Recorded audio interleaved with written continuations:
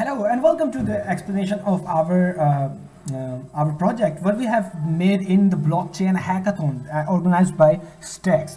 Okay, so what I have done is it was mentioned in the prompt that we are going to make a counterfeit checker. So the products that will be at one stage can be distinguished with another at the same stage or at the other stage. Okay. So we can have the products, we can make transactions, and we can distinguish each product, and we can have the blockchain. Okay, so first of all, I have made for each product I have made a separate class because they are all the products, right? And then there comes the fungibility part. There comes the beautiful part of the fungibility, that each product can have the same name. Let's see, we have the name, we have the price. We can have the same name and price, but we cannot have the same serial number, right? So I'm generating the serial number with 10,000 place precision. So there cannot be a fungibility. But even if there is a fungibility, I'm recording the manufacturing time of that product. So each time the constructor is called, the new date object is called, and that date is actually converted into the epochs. So it will give me the time in epochs, it will give me the time in milliseconds. So there is very slight possibility that the objects will be fungible. Projects will be same, right? So if even they are the same, I'm using this hash property. So this hash function just calls the Incode function, right? So generate serial number does actually calls the generator random function. It will actually gives a random function with an int, right? So here is a generate serial number function. So in the hash function, I'm calling the encoding function. What the encoding function does is it actually cipher the text of the name. It actually appends the dollar signs after each of the character, after each of the character that is included in the name, right? And then we have actually I'm actually interpolating the underscores after each property. So this is the hash. This is not a good hash, but I have made by myself. So that is what makes me special. So I have made it by myself. I don't know, I have made this, but these are all the things you're gonna see that I've just learned in the one day before yesterday, and I have implemented it in just 14 or 12 hours, right? So I have started coding yesterday 7 a.m. right? seen the prompt even, right? So we have Incode function. Each product is using so we have recording the manufacturing time. We have product using out our handmade cipher text algorithm. We have each product has different hash. So the important property is they are unique, they are immutable. What is meant by immutable? That we have just where it is, yeah, we have just the getters and equalizer functions here, but we are not setting up anything, so they are immutable like a smart contract, right? So forget this part here right now. So now each product is unique with its millisecond stamp. There is a very slight possibility that they are same. They have the same name, they have same price, and they have same manufacturing time. There is very slight possibility. So if a person wants to, so we have another thing that we have nodes on the blockchain. I have mapped them as the persons, right? So the person of the blockchain. So each person is a node on each can have many products, right? So each person have the public and private key, right? So the public key is assigned and the private key is I'm generating by my own, right? So this product and there is an array of the products that the person can own, right? So if there is the cool part about the blockchain here I'm implementing. See, if I wanna add a product, I have to ask the permission of each and every person on the pool, right? If a person it actually has to all the people on the pool have to agree that they wanna make the changes in the blockchain. So this is what I have understood from the blockchain, that they have to actually there have to be not just the majority. There actually has to be like full consensus. So I have made the strict blockchain. So I do not believe in right now. I didn't believe in majority, but I believed in all or none, right? So it actually asks the permission of everyone. So everyone actually when they are asked the permission, so it asks the permission, it actually asks the permission of everyone. So everyone is tend to give the permission to that person.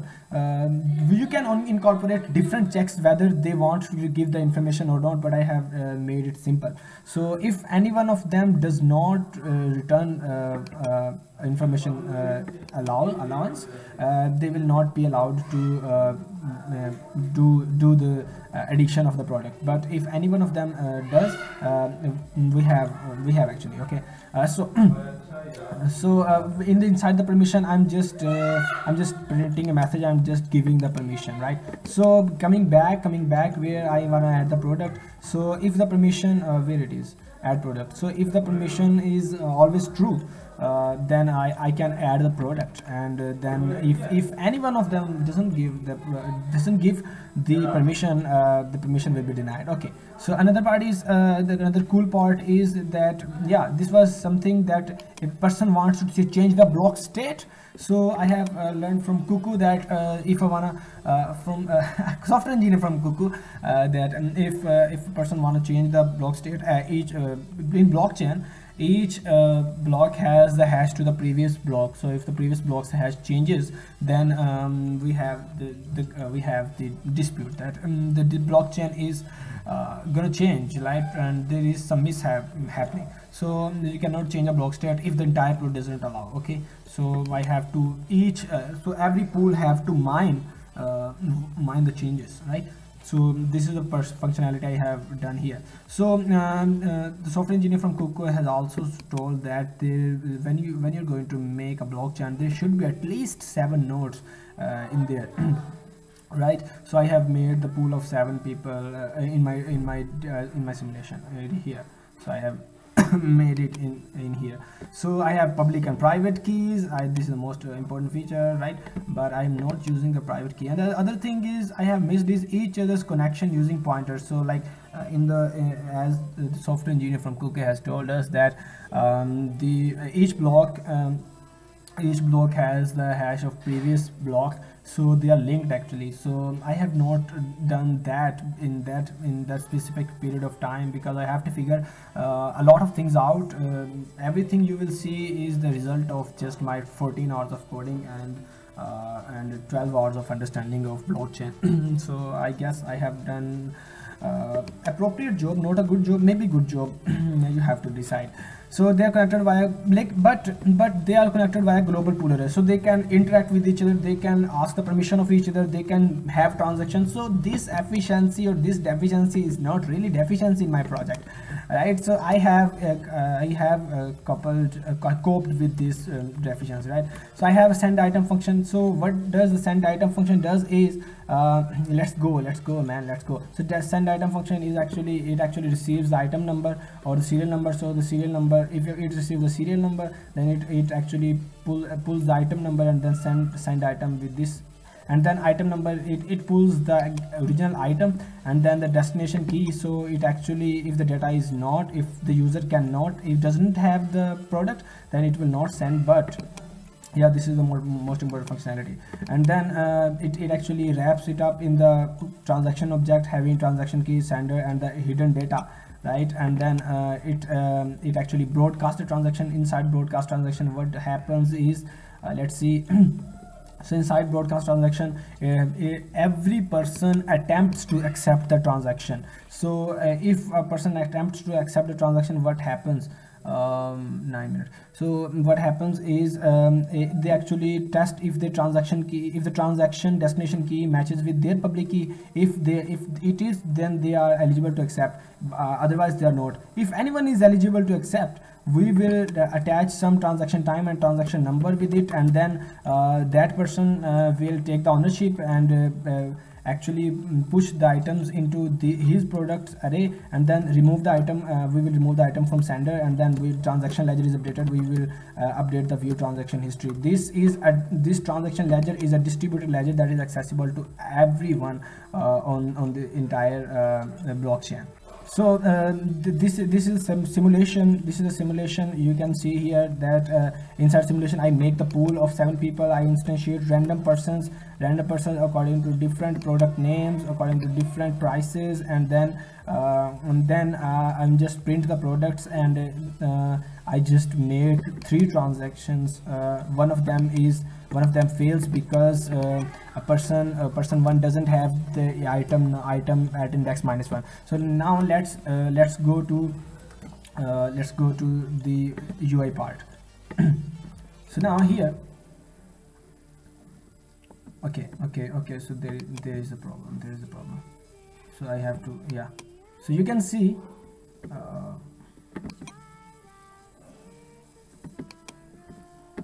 man, what the hell is happening? So here you can see my website. So it is actually fully responsive. Okay, so it is fully responsive, and you can do bunch of stuff with it. So you can we have persons and products, public keys and product names, right? And each product with serial number, right? And then you can add a product. You can add a bandana punk. Let me go it hurriedly, and I will add it into the person 3. Boom. This is added here. I'm using the React Redux and React stored things, React Redux, and for this part I'm using React Bootstrap, right? So you can have anything here. So this is the information I have just pulled out from the distributed pool array.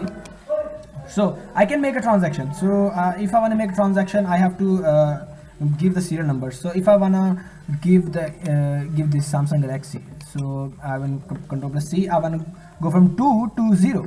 So if I'm gonna go from 2 to 0, let's see if we have a transaction history. In our simulation we have done 2 successful transactions, but let's transfer. Oh, cool. Here you go. I haven't clicked that, I guess.